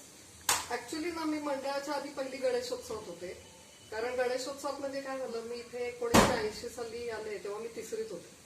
आणि तिसरीत आल्यानंतर इथे त्यावेळेला गणेशोत्सव म्हणजे इथे सुचित्रा कुलकर्णी त्यांच्या ओट्यावर गणपती बसायचा आणि शेजारी निगडीकर राहतात त्यांचे इथे कार्यक्रम व्हायचे. तर तेव्हा मी असावा सुंदर चॉकलेटचा बंगला ते गाणं म्हणलं होतं स्टेजवर. आणि त्याच्यानंतर मग असे दरवर्षी विविध गुणदर्शनात भाग घ्यायची, म्हणजे मला स्वतःला खूप आवडायचं की गाणं, नाटक. आणि सुचित्रा कुलकर्णी म्हणजे सुचित्रा काकू आम्ही तिला म्हणतो, सुचित्रा काकू, शेखर दादा आणि जोशी काकू, व्ही डी जोशी काकू, तर त्या नाटक बसवायच्या. मग त्यांच्या घरी आमची प्रॅक्टिस व्हायची नाटकाची आणि ती एक धमालच असायची म्हणजे प्रॅक्टिसची. आणि मग असं करत करत मग 10वी पर्यंत, 10वी आहे म्हणून त्या वर्षी एक फक्त भाग घेतला नाही विविध गुणदर्शनात. मग नंतर मग जरा कॉलेजमध्ये गेल्यावर मग थोडं मंडळाचं, आता आपण थोडे सिनियर झालोय, थोडे मोठे, मग मंडळात असं आपोआपच आम्ही 12वी FY मध्ये मी मंडळात आले. म्हणजे आम्ही मंडळात येऊन असं काय मिळेल ते काम करायला लागलो, तिथे पडेल ते. मजा यायची आम्हाला तेव्हा, खूप शिकायलाही मिळालं. आणि सगळ्या कॉलनीतले आम्ही मुलं मुली एकत्र होतो आणि सगळं खूप म्हणजे आम्ही डेकोरेशन, नंतर स्पर्धा घेणं, त्याच्यानंतर विविध गुणदर्शनात भाग घेणं, नाटकाची प्रॅक्टिस, हे सगळं आम्ही ऍट अ टाइम आमचं चाललेलं होतं. त्याच्यातनं आम्ही खूप वेगवेगळ्या पद्धतीने शिकलो म्हणजे ऍक्च्युली. आणि तुझी मंडळातली कधी छानशी कुठली आठवण आहे का? आठवण म्हणजे काय, खूप आठवणी आहेत, कारण ऍक्च्युली म्हणजे खूप वर्ष गणेशोत्सव आणि गणेशोत्सवाशी नातं हे आमचं असं तयारच झालं होतं माझं. आणि गणेशोत्सव म्हणजे ते एक टॉनिक माझ्यासाठी, वर्षभरातलं एक टॉनिक, की ते एक महिना खूप ऍक्च्युली खूप हेक्टिक व्हायचा, कारण सगळं सांभाळून गणेशोत्सव करायचा, नाटकाची प्रॅक्टिस. आणि आता त्रिशा ग्रुपमध्ये पण आहे आम्ही, पण ते आम्हाला वर्षभर ते टॉनिक पुरायचं, म्हणजे की ती जी एक धमाल यायची ना सगळं काम करताना एकत्र, आणि हे म्हणजे हे कुठेही शिकायला नाही मिळत. आम्ही आता सुद्धा असं जाणवतं की ते जे शिकलो त्याच्यावर म्हणजे ते खरंच खूप एक म्हणजे काय म्हणतात त्यांनी खूपच फायदा झाला. आणि आठवण अशी सांगायची तर हे तेव्हा अब्दागिऱ्या करायचा असं एक हे आलं होतं. आणि अब्दागिऱ्या म्हणजे काय हे आम्ही फक्त त्या ह्याच्यातच बघितलं होतं, म्हणजे जोगेश्वरी मानाचे गणपती जे आहेत गुरुजी तालीम, तर त्या अब्दागिरी दिसते एवढंच आम्हाला माहित होतं. पण ती करायची ही जबाबदारी माझ्यावर आणि वर्षामुळे म्हणून माझी म्हणजे आपली कॉलनीतली खूप छान मैत्रीण आहे, तर आमच्या दोघींवरती जबाबदारी होती. आणि अक्षरशः आम्ही दोघी आता अब्दागिरी करायचं, आणि तेव्हा काय असं युट्यूबवर व्हिडिओ बघितलेत आणि केले असा प्रश्न नव्हता. मग आम्ही त्या अब्दागिरीचं कापड शोधायला गावात गेलो लक्ष्मी रोडला. मग सगळ्या दुकानात हिंडत आम्ही त्या अब्दागिरीचं कापड शोधलं. त्याच्यानंतर दोघी एकत्र बसून ते आता कशी तयार करायची, मग कोण ते शिवून देईल, त्या टेलरला भेटून त्याच्याकडनं ती शिवून घेतली. आणि ती अब्दागिरी इतकी सुंदर झाली, म्हणजे ती खूपच एक अशी आठवणच होती की जे आपण कधी करायचा विचारही केला नव्हता त्या अब्दागिरी आमच्या हातून झाल्या म्हणजे ते. आणि आम्ही म्हणजे असं प्रोफेशनल डेकोरेशन नाही, पण तेव्हा एक डेकोरेशनला आम्ही असं थोडा हातभार लावायचो, असं काहीतरी. पण मजा यायची, म्हणजे कुठलंही काम करायचं आणि असं काही नेमून दिलेलं किंवा असा प्रश्नच नव्हता. जिथं आपल्याला गरज आहे तिथे पटकन जाऊन काम करायचं.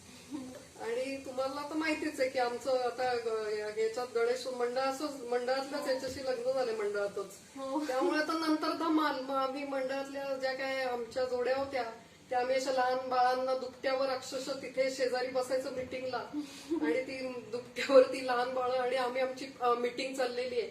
इतकं तिथे डिवोशन आम्ही ऍक्च्युअली करत होतो, म्हणजे करतोय अजून सुद्धा खूप आहे. म्हणजे हा, तर ती लहान मुलं म्हणजे आता ती तुमच्या बरोबर येवायला लागलीत. म्हणजे ते म्हणतात ना की येतच ते तसं त्याच्या याच्यात रक्तात येऊन तो पण आता आवडीने सगळे तुमची पण एक छान टीम तयार झाली आहे. आम्हाला खूप कौतुक आहे की तुम्ही छान ते ऑनलाईन सगळं करताय. आणि एक नवीनच हा ऍक्च्युली आपल्याला सगळ्यांनाच अनुभव आहे नवीन की असं ऑनलाईन. पण खूप आम्ही म्हणजे आम्हाला नेहमी बोललं होतं की आता खरंच आता ही जी तुमची टीम तयार झाली आहे ते खूप छान काम करतायत. आणि तुम्हाला सगळ्यांना शुभेच्छा आमच्यानी, आणि छान तुम्ही कार्यक्रम करा. थँक्यू. एवढं सगळं ऐकल्यावरती विविध गुणदर्शन न बघता गेलं तर कसं तरीच वाटेल. म्हणून विविध गुणदर्शनाचे काही क्षणचित्र आणि काही व्हिडिओज आपल्या समोर सादर करत आहोत.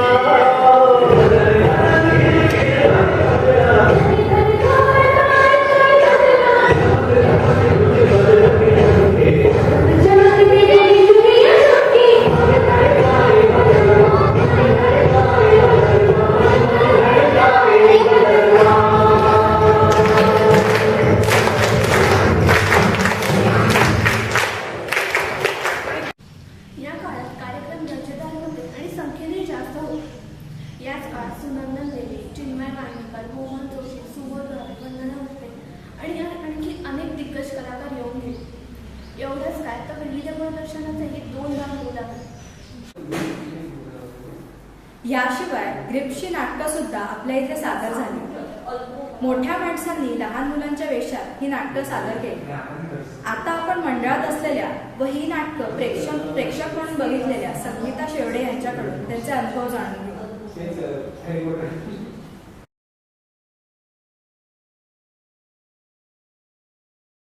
नमस्कार संगीता मावशी. इतकी वर्ष गणेशोत्सव मंडळात होतीस तर कशी जोडली गेलीस? 1991 साली वेदांग लहान असताना त्याला मिरवणूक दाखवायला म्हणून मी मंडळाच्या गेले दोन्ही मिरवणुकांना, आणि तेव्हापासून गणेशोत्सव जे याच्यातले कार्यकर्ते होते त्या सगळ्यांशी मी जोडले गेले आणि दरवर्षी मी स्वतःहून तिकडे जायला लागले. ओके. आणि इतके कार्यक्रम केले तुम्ही सगळ्यांनी मिळून, तर एखादी छानशी आठवण सांगू शकशील का? बऱ्याचशा आठवणी छान आहेत माझ्या, पण त्यातल्या 2 सांगते मी. ग्रिप्स संस्था आहे पुण्यातली, की जी लहान मुलांना आणि मोठ्यांना घेऊन नाटक सादर करते, आणि त्यांना स्टेजच लागतं असं नाही, त्यांना मोठी जागा लागते. म्हणजे स्टेजवर त्यावेळेस 3 नाटकं मी आली 2 वर्ष गेली मी आणली होती, आणि त्याचे प्रयोग आपल्या हॉलमध्ये गणपतीत केले होते. त्यावेळेला आम्ही प्रेक्षक सगळे स्टेजवर बसलो होतो आणि हॉलमध्ये त्यांनी नाटक सादरीकरण केलं. तर तो अतिशय छान अनुभव होता, जो मला आणि सगळ्यांनाच तो आवडला. म्हणून त्याच्या पुढच्या वर्षी पण आम्ही त्यांचंच नाटक ठेवलं.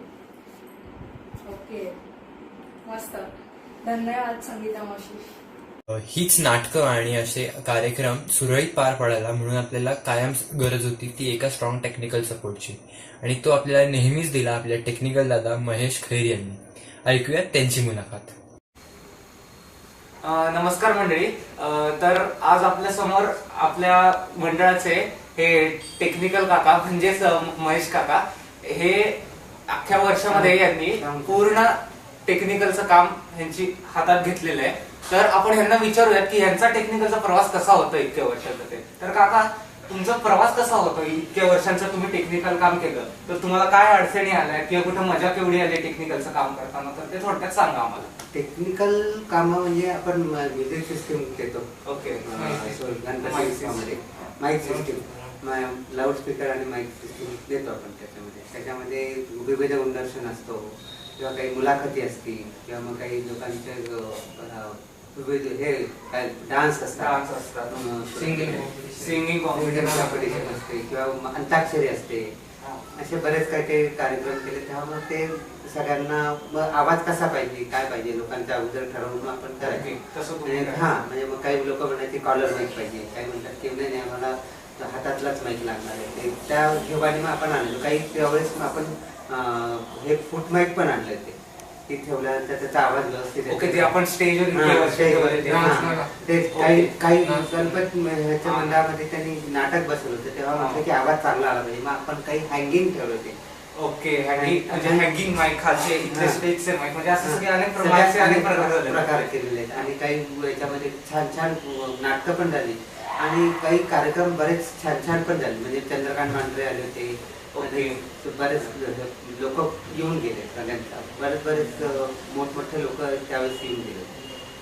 आणि तेव्हा आपण माईक सिस्टीम दिली. मध्ये यांना पण बोलवलं होतं आपण, शरद पोंक्षेना पण बोलवलं. हो, शरद पोंक्षेना गेले, ती छान मुलाखत झाली. हो, ते नंतर सगळं झाला कार्यक्रम, तेव्हा ते म्हटले की तुमचा आवाज सगळ्यांपर्यंत पोहोचला. त्या महत्वाचं असतं, आवाज पोहोचला नाही तर मग लोकांना कळतच, ते व्हायला पाहिजे. ओके, म्हणजे थोडक्यात तुम्हाला आतापर्यंत खूप चांगलं कॉम्प्लिमेंट लोकांचे आले. आणि काही वेळेस विविध गुणदर्शनाच्या वेळेस ते प्रॉब्लेम येतो की बाबा ते टेप करून आणतात, किंवा पेनड्राईव्हवर आणतात, किंवा सीडी आणतात. ते काही काही मॅचच होती, मग आवाज कधी कमी होतो किंवा आवाज जास्ती होतो, मग प्रॉब्लेम येतो. मग काही ऐकूच येत नाही लोकांना. मग थोडा वेळ थांबायला लागतं, मग परत चालू करून मग एकदा सेट करून मग परत करायचं. त्यांना अगोदर कल्पना दिलेली असते की आम्हाला जरा थोडी कल्पना द्या की काय काय आहे तुमच्याकडे, तेव्हा ते होतं तेवढं ऍडजस्ट करता येतं. त्याशिवाय मजा येत नाही. मजा तुझ्या म्हणण्यात येते, ही मजा आहे ही सगळी अशी मजा आहे. ओके, म्हणजे थोडक्यात तुम्ही या मंडळासाठी खूप मोठा महत्वाचा रोल प्ले करताय असं म्हणायला आपल्याला आठवत नाही. रात्री आदल्या दिवशी रात्री बघ माळा लावणे, माळा लावणे, फोकस करणे, काही वेळेस आपण एलईडी लावले आतनं. ओके, ते आता आपण मध्ये मखर केलं होतं, त्याच्या आतनं एलईडी लावली आणि मग ती छान डेकोरेशन एकदम उठून दिसायचं. ओके, तुम्ही थोडक्यात महत्वाचा रोल प्ले करताय. म्हणजे ह्याच्यासोबत जे कार्यक्रम होतात त्यांचं पण तुम्ही काम हाती घेता आणि हे जे लाइटिंग बिटिंग करतो त्याचं पण काम तुमच्या हाती असतं. म्हणजे मंडळासाठी तुम्ही सगळ्यात मोठा रोल इथं प्ले करताय. छोटा आपला आपण महत्वाचा प्ले करताय. तर असे दोघं मंडळासाठी टेक्निकल इश्यू काही असतील किंवा टेक्निकलची जी कामं असतील तर ही सगळी या दोघांच्या हातात सोपवलेली आहेत आपण. आणि हा यांचा मुलगा पार्थ खैर हा पण गेले 2 वर्ष टेक्निकलचीच कामं करतोय. तर पार्थ, तू सांग, तुला हे काम करताना किती मजा आली किंवा किती प्रॉब्लेम्स आले, हे तुझा एक्सपिरियन्स कसा आहे तो मजा नाही. प्रॉब्लेम म्हणजे लागलं नाही कधी तर मग आपल्याला लागेल की नाही याची एक शंका येते. परत ते लागल्यावरती नीट त्यांना वाटतंय का प्रकाश पडतोय नाही पडत, मग परत बदलायला लागते कधी बरेच अशा गोष्टी. ओके, अशा बऱ्याच अडीअडचणी आलेल्या आहेत म्हणजे. ओके, आणि हा तुझा सगळा जो आतापर्यंत 2 वर्षाचा म्हणू किंवा छोटा एक्सपिरियन्स म्हणून हा एक्सपिरियन्स कसा होता तुझा? चांगलं होतं, ठीक, म्हणजे त्यात मजा आली थोडक्यात तुला. ओके, तर हे दोघं असे महत्वाचा रोल प्ले करतायत आपल्या मंडळासाठी. हे टेक्निकल किंवा लाइटिंग विटिंगची जी सगळी इथली मंडळाची हॉलवरची काम आहेत ते हे दोघं बघून घेतात. त्यामुळे तुमचे काका खूप खूप धन्यवाद. मंडळाची वाटचाल अशीच चालू होती. नव्या दमाचे कार्यकर्ते मंडळात भरती होत होते. आता जुन्या कार्यकर्त्यांनी त्यांची जबाबदारी पुढच्या पिढीवर सोपवली होती. ह्या काळामध्ये मंडळामध्ये नवनवीन उपक्रम घेतले गेले व नवनवीन प्रयोग देखील झाले. ह्याच काळात मोठ्यांची चमचा लिंबू स्पर्धा, संगीत खुर्ची ह्या स्पर्धा घेतल्या गेल्या. अहो, एवढंच काय तर मोठ्यांच्या केसामध्ये जास्तीत जास्त स्ट्रॉक खोचणे, रिंग मधनं चालणे, फुगा न फोडता चालून दाखवणे अशाही स्पर्धा घेतल्या गेल्या. किती कल्पक होत्या या स्पर्धा. मिरवणुकीमध्ये लेझिम पथक, झांज पथक व ध्वज पथकाची भर ह्याच काळात पडली. 2013 साली झालेल्या गणेश कॉन्टेस्टमध्ये आपलं मंडळ म्हणजेच श्री गणेशोत्सव मंडळ यांनी 2य पारितोषिक पटकावलं. याचं श्रेय ह्याच पिढीतील कार्यकर्त्यांना जातं. आधी सांगितल्याप्रमाणे ह्या काळात देखील अनेक दिग्गज कलाकारांची उपस्थिती आपल्याला लाभली. वंदना गुप्त्यांपासून बालकलाकार शुभंकर अत्रे म्हणजेच चिंटू ह्याच काळात आपल्या सोसायटीमध्ये येऊन गेले. या सगळ्यांना लीड करत होते ते म्हणजे सुधन्वा वजे. आता आपण सुधन्वा दादाकडूनच त्याचे अनुभव आणि त्यांच्या सहकाऱ्यांच्या अनुभवांविषयी ऐकूयात.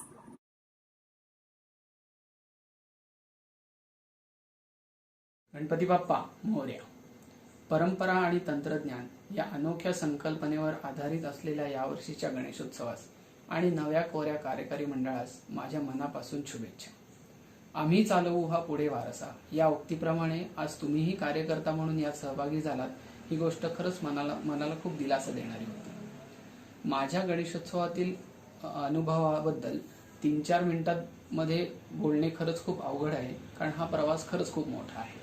तरी मी थोडक्यात सांगण्याचा प्रयत्न करतो. 1977 साली माझ्या वडिलांनी सुरू केलेल्या गणेशोत्सवात साहजिकच मी आणि माझा भाऊ कालांतराने सहभागी झालो. सुरुवातीला शिक्षणासाठी आणि काही इतर कारणांमुळे मी पुण्याबाहेर होतो, तेव्हा गणेशोत्सवात माझा सहभाग हा मर्यादित होता. परंतु जेव्हा 11वीपासून मी परत पुण्यात स्थायिक झालो तेव्हा गणेशोत्सव मंडळामध्ये माझा सहभाग जास्त सक्रिय झाला. सुरुवातीला छोट्या छोट्या जबाबदाऱ्यांपासून सुरू झालेला हा प्रवास 2010 ते 2015 या कालावधीत अध्यक्षपदापर्यंत पोहोचला. या 6 वर्षाच्या कालावधीतील गणेशोत्सवातील काही गोष्टी जर प्रकर्षाने नमूद करायच्या झाल्या तर त्या अशा. सुरुवातीला आमच्या नवीन कार्यकारी मंडळाने मिरवणुकीचं स्वरूप बदलण्याचं ठरवलं होतं. मिरवणुकीचं स्वरूप बदलण्यासाठी आम्हाला काही लहान मुलांची आणि महिलांची गरज होती, जेणेकरून त्या धर्तीवर आम्ही लहान मुलांचे लेझिम पथक आणि महिलांचे ध्वज पथक सादर करून तसेच ढोल ताशाचे विविध रूपाने सादरीकरण करून मंडळाची गणपतीची मिरवणूक अधिक आकर्षक बनवली. तसेच पुण्यामध्ये जेव्हा पाणी टंचाई होती त्या वर्षी पाणी वाचवा या संकल्पनेवर आधारित आम्ही एक चित्रकला स्पर्धा आयोजित करायचे ठरवले होते. सुरुवातीला ही स्पर्धा आपल्या सोसायटीतल्याच मुलांना सहभागी करून घेण्यासाठीचे ठरवले होते. परंतु एक विचार असा आला की हा सामाजिक संदेश आहे जो सर्वांपर्यंत पोहोचला पाहिजे, म्हणून आम्ही त्याचं स्वरूप मोठ्या प्रमाणावर घेण्याचे ठरवले. साधारण 100 मुलं या स्पर्धेला येतील असं आम्हाला वाटले असताना 100, 110, 120 असं करत हा टप्पा जवळजवळ 230-240 पर्यंत गेला आणि मुलांना बसायला हॉलमध्ये जागा नव्हती अशी परिस्थिती निर्माण झाली. परंतु पूर्ण टीमच्या सहकार्यामुळे आम्ही ती स्पर्धा जवळजवळ 230-240 मुलांची घेण्यामध्ये यशस्वी ठरलो. सुरुवातीला विविध गुणदर्शनामध्ये 5 किंवा 10 स्पर्धक सहभागी होत होते. कालांतराने आमचं आयोजन, आमचं टीमवर्क बघून अनेक लोकांनी पुढाकार घेऊन आम्हाला हा विविध गुणदर्शनाचा कार्यक्रम पुढे दोन टप्प्यामध्ये करावा लागला. अनेक सांस्कृतिक कार्यक्रम या 6 वर्षाच्या कालावधीत आम्ही आयोजित केले होते. प्रकर्षाने त्यातली एक आठवण सांगायची झाली तर प्रख्यात गायिका आरती अंकलीकर टीकेकर यांच्या जेव्हा कार्यक्रमाचे आयोजन केले होते तेव्हा आम्हा सर्वांवरती खरंच खूप मोठं दडपण होतं. इतका मोठा कलाकार आपल्या इथे येऊन त्यांची कला सादर करणार म्हणल्यावर त्याच धर्तीवरचे आयोजन आपल्याकडून व्हायलाच पाहिजे हे ओघाओघाने आलंच. सुरुवातीला आपला हॉल आणि तिथली सर्व रचना बघून त्यांनी आल्या कुठली रिॲक्शन दिली नाही, त्याच्यावरनं आमचं दडपण अजून वाढलं होतं. जसा जसा कार्यक्रम सुरू झाला तसा जसा लोकांची गर्दी वाढत गेली, कार्यक्रमाची रंगत खूप वाढत गेली. कार्यक्रम संपल्यानंतर त्यांनी ग्रीन रूममध्ये आमच्या सर्व कार्यकारी मंडळामध्ये वरती बोलवलं होते. आमचं दडपण अजूनच वाढलं होतं की आम्हाला आता नक्की ह्याचं कौतुक त्या करणार आहात का आम्हाला शिव्यास देणार आहेत, या भीतीने आम्ही सगळे कार्यकारी मंडळ वरती जाऊन बसलो होतो. गेल्याच त्यांनी आमचं कुठलाही विलंब न करता त्यांनी आमच्या पुऱ्या कार्यकारी मंडळाचं अगदी मनापासून भरभरून कौतुक केलं. आणि एवढंच नाही तर आम्हा सर्व कार्यकर्त्यांना त्यांच्या घरी नाश्त्याचे आमंत्रणे दिले. ही खरं कौतुकाची थाप एखाद्या मोठ्या कलाकारांकडून मिळाल्यावर कसं वाटतं हे आम्हाला तेव्हा कळलं. त्यानंतर अजून काही गोष्टी सांगायच्या झाल्या तर एका वर्षी आदर्श सोसायटी गणेशोत्सव पुरस्काराने आपल्या गणेशोत्सव मंडळाला सन्मानित करण्यात आलं होतं. मला असं वाटतं गणेशोत्सव हा फक्त एक उत्सव नसून ते एक प्रकारचे विद्यापीठच आहे, ज्यात तुम्हाला अनेक गोष्टी शिकायला मिळतात. संभाषण, नेतृत्व, नियोजन, समन्वय, सादरीकरण अशा अनेक कौशल्यांचे प्रशिक्षण तुम्हाला मिळते आणि याचा उपयोग तुम्हाला पुढील आयुष्यामध्ये कायम उपयोगी ठरते. मी सल्ला देणार एवढा नक्कीच मोठा नाही, परंतु सांगायचे झाले तर एवढंच सांगेन की जे काही काम कराल मंडळामध्ये ते अगदी मनापासून करा, प्रामाणिकपणे करा, प्रत्येक गोष्टीचं नियोजन करा. तुम्ही उत्साहाने सहभागी व्हा आणि इतरांनाही सहभागी करून द्या. यावर्षी जरा ते शक्य नसलं तरी पुढील येणाऱ्या काळामध्ये तुम्ही ते कराल याची मला खात्री वाटते. आपला गणेशोत्सव हा सर्वांना आपल्या स्वतःच्या घरचा गणेशोत्सव असल्यासारखंच वाटेल किंवा जाणवेल यासाठी नक्कीच प्रयत्न करा. आपल्या पाठीशी बाप्पाचे आशीर्वाद कायमच असतात आणि त्याची सेवा केल्याने ते सदैव आपल्या पाठीशी राहतीलच. कदाचित मी वेळेपेक्षा जास्त बोललो असेल तर त्याबद्दल क्षमस्व, पण पुन्हा एकदा सर्वांना शुभेच्छा देतो आणि मी इथेच थांबतो. गणपती बाप्पा मोरया, मंगलमूर्ती मोरया. आत्ताच आपण सुधन्वा दादाची मुलाखत ऐकली. आता ऐकूयात महेश दादाची मुलाखत.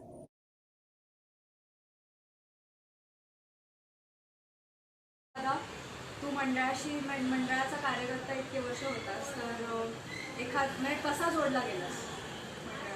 मंडळाशी जोडला गेलो म्हणजे लहानपणापासून तिथेच होतो, त्यामुळे 7वी-8वी पासूनच आम्ही मंडळात काम करत होतो, पत्रकं वाटण्याची वगैरे. सो अशी वेगळी काही जोडलं जायची प्रोसेस नव्हती. म्हणजे इट वॉज ग्रॅज्युअल. पहिलं आम्ही नुसतीच पत्रकं वाटत होतो, घंटा वाजवायचो कार्यक्रम सुरू झाल्यानंतर. तिथपासून हळूहळू जबाबदारी घेण्यापर्यंत असा प्रवास झाला. It was gradual. अशी काही एक घटना नव्हती. माझ्या मते या सोसायटीत राहणाऱ्या सगळ्यांचं तसंच झालं असं मॅक्झिमम लोकांचं. ओके. आणि इतके कार्यक्रम केले तुम्ही सगळ्यांनी, तर एखादी अशी छानशी आठवण अशी आहे का? छानशी आठवण म्हणजे सगळ्यात पहिलं म्हणजे सुरुवात अगदी जूनमध्ये व्हायची. तिथपासून ते साधारणपणे डिसेंबरपर्यंत मंडळ चालूच असायचं. असं वाटायचंच नाही की म्हणजे गणेशोत्सव 6 महिने चालायचा आणि मग पुढचे 6 महिने साधारण डिसेंबरच्या आसपास आमचा कॉन्टॅक्ट कमी होत यायचा. मग पुन्हा जूनमध्ये सुरू व्हायचा. त्यामुळे घरचे सगळे म्हणायचे तेव्हा की जून पासून ते डिसेंबर पर्यंत तुमचा गणेशोत्सव चालतो. मस्त. थँक्यू दादा. थँक्यू. बघता बघता 2016 उजाडलं. प्रत्येक डिपार्टमेंटमध्ये नवनवीन कार्यकर्ते रुजू होते. दरवर्षीप्रमाणे याही वर्षी त्रिशाने नवीन व इनोव्हेटिव्ह कार्यक्रम सादर केला. प्रत्येक गोष्ट आदल्या वर्षीसारखी असून देखील यावर्षी एक गोष्ट वेगळी होती. ती म्हणजे मंडळांच्या नाटकांचा पुनर्जन्म झाला होता. मंडळांच्याच कार्यकर्त्यांनी पुढाकार घेऊन विविध नाटके सादर केली. त्यातलंच एक म्हणजे मिश्किली.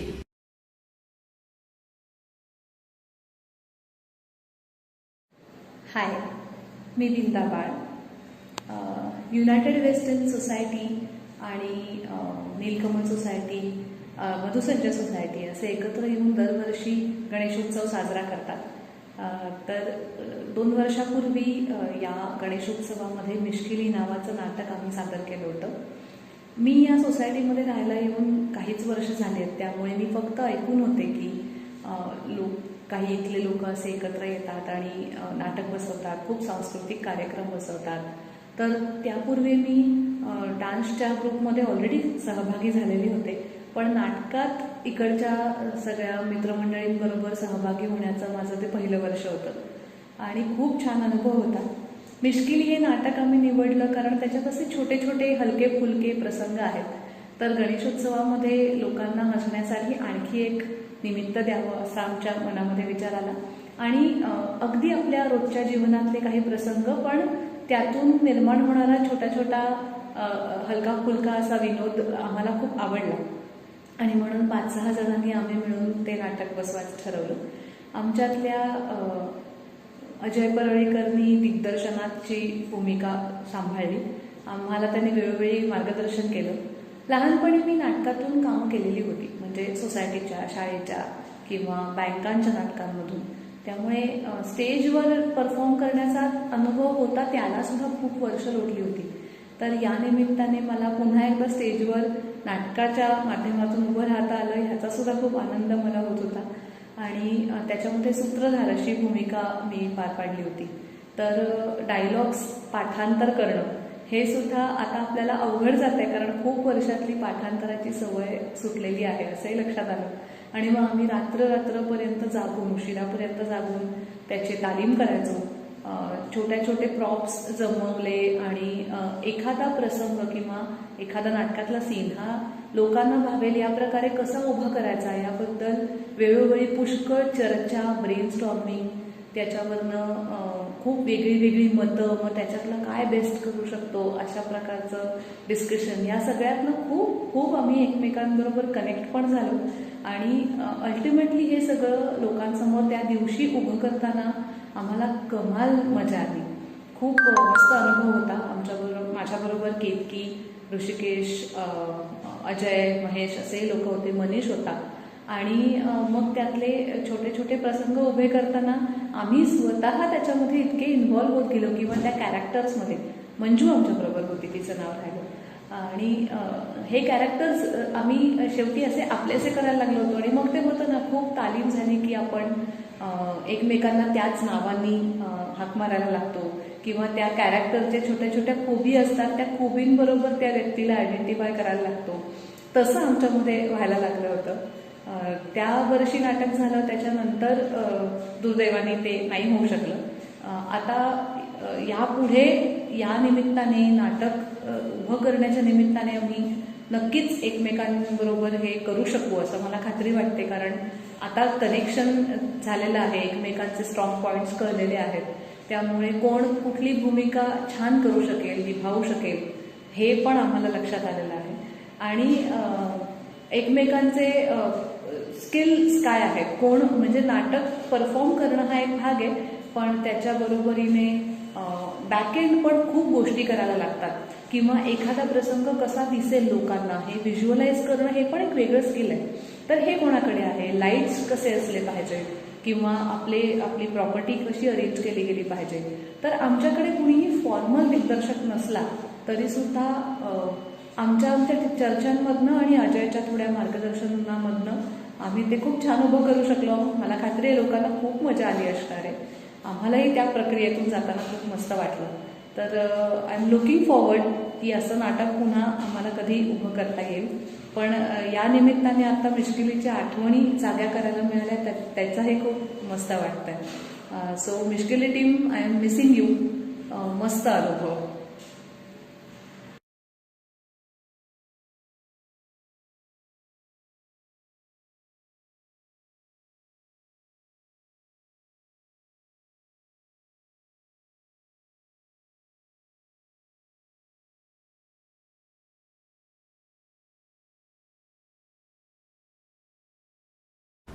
दोन 2016 प्रसिद्ध गझल गायक अली हुसेन यांनी गायनाचा कार्यक्रम केला. 2017 शरद पोंक्षे यांनी सावरकरांवर विचारदर्शन केले. या कार्यक्रमाने हॉलला सावरकरांच्या विचारा 2018 संडे फंडे या कार्यक्रमाचं आयोजन केलं गेलं. याचा आशय होता खाद्यप्रबंधी म्हणजेच खाणे आणि फिरणे. याच नंतर मैदानी स्पर्धा आणि बक्षीस समारंभही खूप आगळावेगळा झाला. यात फक्त स्पर्धा विजेतेच नाही तर परीक्षांमध्ये उत्तीर्ण झालेले आणि PhD मिळवलेल्यांचाही सत्कार झाला. हे मेरिट मंडळ कोण आहे हेही आपल्याला समजावं, त्यातून आपल्याला स्फूर्ती पण घेता येते. तर अशा उद्देशाने आम्ही मंडळातर्फे हा उपक्रम यंदाच्या वर्षी राबवला आहे. तर आता कार्यक्रमाला सुरुवात करूया आपण. आपल्या मंडळाचे अध्यक्ष ऋषिकेश भावे यांना मी स्टेजवर येण्याची विनंती करते.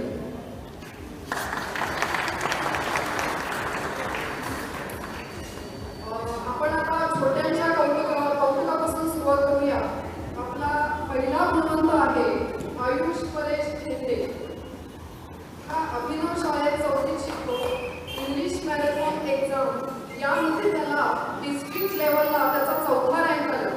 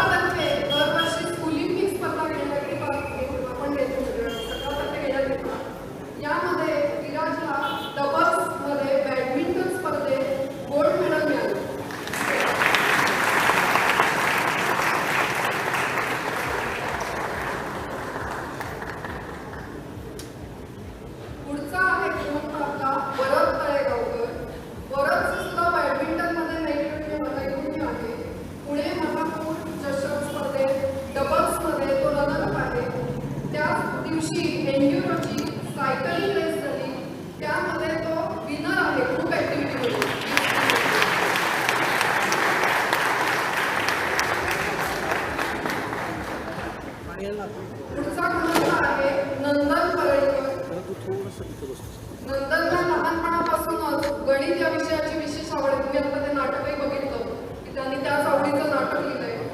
त्याला 8वीची आता स्कॉलरशिप मिळाली आहे. त्याचा 242 त्याला गुण आहेत 300 पैकी.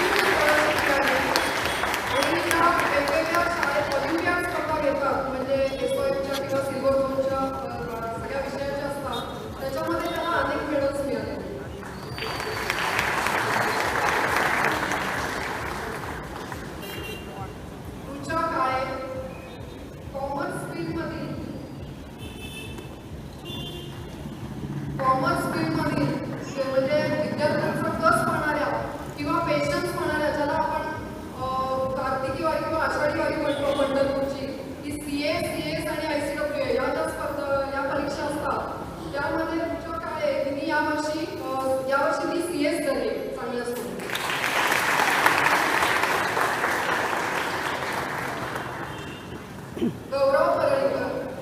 गौरवने BE केले इलेक्ट्रॉनिक्स अँड टेलिकम्युनिकेशनमध्ये. त्यानंतर त्यांनी MTech in VLSI and embedded system for swimming Surat NIT मधून त्यांनी केले आणि विशेष म्हणजे IMTechला तो गोल्ड मेडलिस्ट आहे.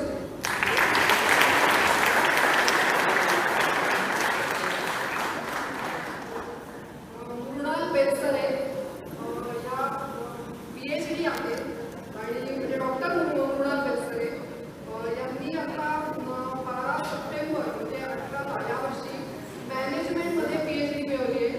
PhDचा विषय to study the impact of ISO 9001:2008 on selected HRM practices in large scale automobile industries in Pune region, certified during the period 2002 to 2012. मी त्यांना अशी रिक्वेस्ट करते की त्यांनी एक दोन शब्द याच्याबद्दल सांगा.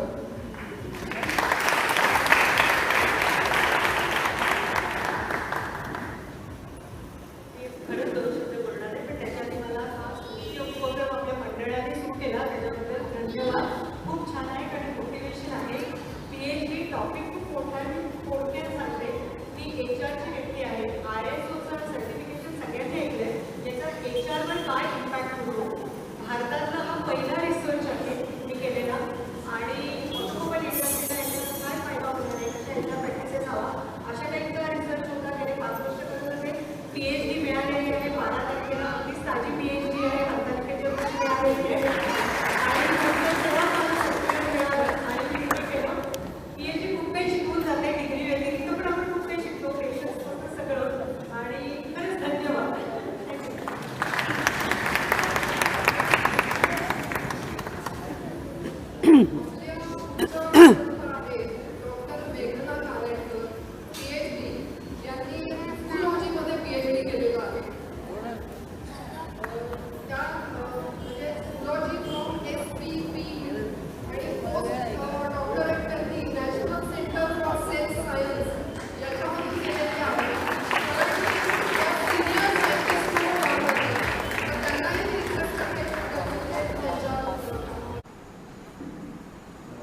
हा प्रवास पुढचे 4ही वर्षे असाच चालू राहिला.